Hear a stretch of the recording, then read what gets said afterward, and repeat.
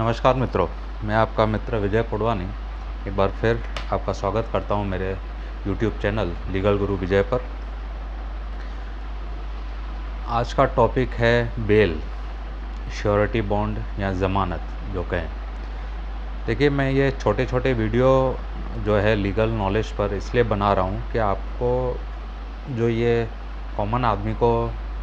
जो procedure law की पता नहीं होती है, तो एटलीस्ट उसको बेसिक नॉलेज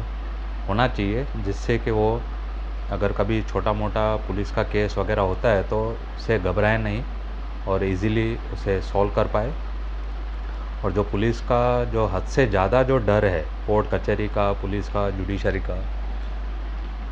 ओवर लिमिट डर होना चाहिए, लिमिट में होना चाहिए। पर आजकल जो डर है ओवर लिमिट जो बैठा हुआ है, तो उसको भी थोड़ा मिनिमाइज़ करने के लिए मैं ये छोटे छोटे वीडियो बना रहा हूँ।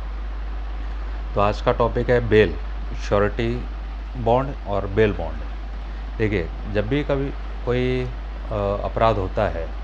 कोई भी ऑफेंस होता है,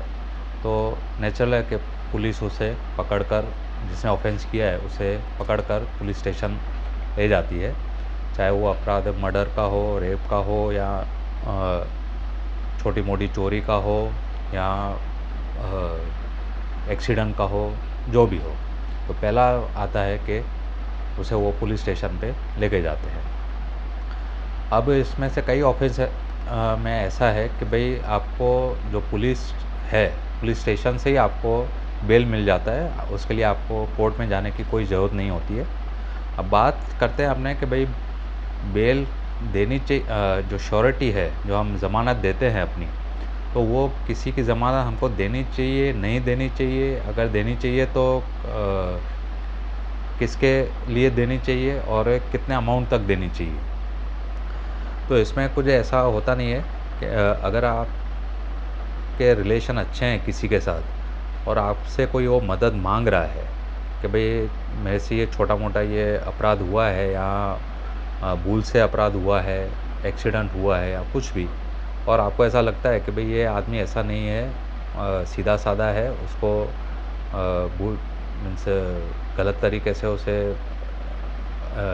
मीन्स कन्विंस किया गया है, तो उसका जो आप ज़मानत एज अ श्योरिटी वो आप दे सकते हैं। उसमें होता नहीं है, कुछ छोटा फॉर्म होता है, वो भरना होता है, और पुलिस जॉब का है कि भाई 3,000 5,000 जो मैक्सिमम अमाउंट आपको लगे कि भाई इतने तक तो ठीक है, मैं दे सकता हूँ, तो वो आप दे सकते हैं। छोटे मोटे जो गुनाह होते हैं उसमें 2, 5, 10,000 से ज़्यादा का जो है बेल बॉन्ड या श्योरिटी बॉन्ड नहीं होता है। तो आप अगर आपका जो परिचित है, रिलेशन में है, मित्र है, तो आप ज़रूर दें, कोई घबराने की कोई बात नहीं है, और उसको हेल्प करें। अब इसमें होता क्या है कि अगर आप श्योरिटी बॉन्ड देते हैं, सपोज़ पुलिस ने आपको कहा कि भाई 5,000 का आपको श्योरिटी बॉन्ड देना है, तो आप लिख कर देंगे कि भाई मैं इस आदमी को पहचानता हूँ, और अगर इस आदमी को अगर कोर्ट जब भी बुलाएगी, अगर ये हाज़िर नहीं हुआ तो मैं इसे हाज़िर करने के लिए बंधा हुआ हूँ और उसे हाज़िर करूँगा। अगर मैं हाज़िर नहीं कर सकता हूँ, मेन पीछे की पॉइंट इम्पॉर्टेंट है, अगर मैं इसे हाज़िर नहीं कर पाता हूँ कोर्ट में या पुलिस स्टेशन में, तो मैं जो अमाउंट श्योरिटी बॉन्ड में लिखा होगा 2,000, 5,000, 10,000, तो वो मैं कोर्ट को पे कर दूँगा। यानी आपकी लायबिलिटी सिर्फ इतनी है पहले तो कि उसको आपको हाज़िर करना है कोर्ट में। अगर वो हाज़िर खुद नहीं हो रहा है, समन्स उसको आता है, वारंट निकलता है, उसके बाद आप जो श्योरिटी है, जो उसकी ज़मानत दे रहा है, उस पर फिर समन्स निकलता है कि भाई ये आदमी कोर्ट में आ नहीं रहा है, तो आप उसे हाज़िर करें। अगर आपसे भी वो आदमी मिल नहीं रहा है, कई बार क्या होता है कि आप किसी की ज़मानत पढ़ते हो, श्योरिटी बॉन्ड देते हो, और वो आदमी वहाँ से फिर कहीं और रहने चला जाता है, वो एरिया, सिटी वगैरह छोड़ के चला जाता है, तो आपको थोड़ा तकलीफ़ पड़ता है। लेकिन घबराने की कोई बात नहीं है। अगर उस आपके समझाने से अगर वो आदमी कोर्ट में हाज़िर हो जाता है तो वेल एंड गुड, तब आपकी जवाबदारी, फिर आप एक बार उसे हाज़िर करके कोर्ट में, और आप एप्लीकेशन लगा सकते हैं कि भाई मैं इस आदमी के जो श्योरिटी बॉन्ड है वो मैं अपना वापस लेना चाहता हूँ, और मैं श्योरिटी एज अ रहना नहीं चाहता, तो फिर वो कोर्ट उस आदमी को दूसरा श्योरिटी लाने के लिए कहेगी। अगर सपोज़ आप उसको हाज़िर नहीं कर पा रहे हैं, ढूंढ नहीं पा रहे हैं, कई वजह से वो हाज़िर नहीं हो रहा है और आप पर बार बार आप कॉल आ रहा है, समन्स आ रहा है, तो आप कोर्ट में जाकर सीधा जो 2-5 हज़ार जो आपने भरा था उस वक्त श्योरिटी बॉन्ड, वो आप भर के आप अपनी जवाबदारी में से छूट सकते हैं कि भाई देखिए मैंने इतने की जवाबदारी ली थी, मैं ये भर के अभी ये छूटा हो रहा हूँ। आप टेंशन फ्री हो सकते हैं, घबराने की कोई बात नहीं है। हाँ, अगर ज़्यादा अमाउंट का रहता है 50,000 कभी लाख रुपए का, तो उसमें आपको थोड़ा ध्यान रखना है कि भाई इतने की श्योरिटी जितना हो, अगर आपकी कैपेसिटी नहीं है,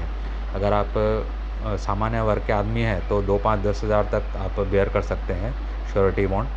पर अगर आप करोड़पति हैं तो आप लाख तक भी किसी का श्योरिटी बॉन्ड भर सकते हैं, ऐसा भी कोई वो नहीं है। पर मेन है कि अगर वो आदमी कोर्ट में हाज़िर नहीं होगा तो जो श्योरिटी उसका होगा,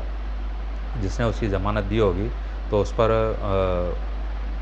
समन्स आएगा कि भाई इसको हाज़िर करो, और आप कोर्ट में जाकर कहेंगे कि भाई ये आदमी कहाँ पे मिल नहीं रहा है और बहुत ही मैंने ढूंढा उसको लेकिन मिल नहीं रहा है, तो जो मैंने ये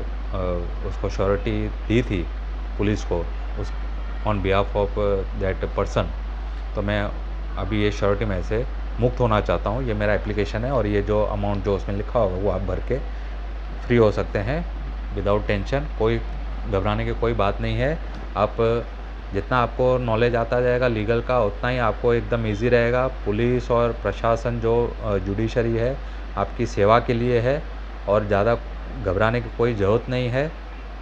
सिर्फ आपके पास थोड़ा नॉलेज होना चाहिए और बोलने का तरीका होना चाहिए और आप अच्छी तरह से आप मैटर को हैंडल कर सकते हैं। और श्योरिटी या ज़मानत जिसकी भी आप देना चाहें, अगर वो अच्छा आदमी है, फिर से मैं कहूँगा तो आप ज़रूर दें। किसी का काम होता है, किसी का हेल्प होता है, कई बार झूठे केसों में भी किसी को फंसाया जाता है, तो आप प्लीज़ उसकी मदद करें, उसे पीछा न छुड़ाएं। हो सकता है कि इन फ्यूचर आपको भी किसी की ज़रूरत पड़ जाए, तो आप एक दूसरे को हेल्प करें और ज़्यादा से ज़्यादा आपका 2, 5, 10 हज़ार का जो होगा नुकसान वही होगा, ज़्यादा कुछ होगा नहीं। आपको फांसी पर नहीं लटकाया जाएगा, आपको सज़ा नहीं होगी और आप इसको इस तरह से हैंडल कर सकते हैं। तो आज का ये टॉपिक जो था ये श्योरिटी बॉन्ड पे था, तो आप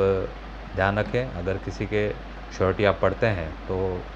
थोड़ा इन चीज़ों का ध्यान रखें। जय हिंद, जय भारत।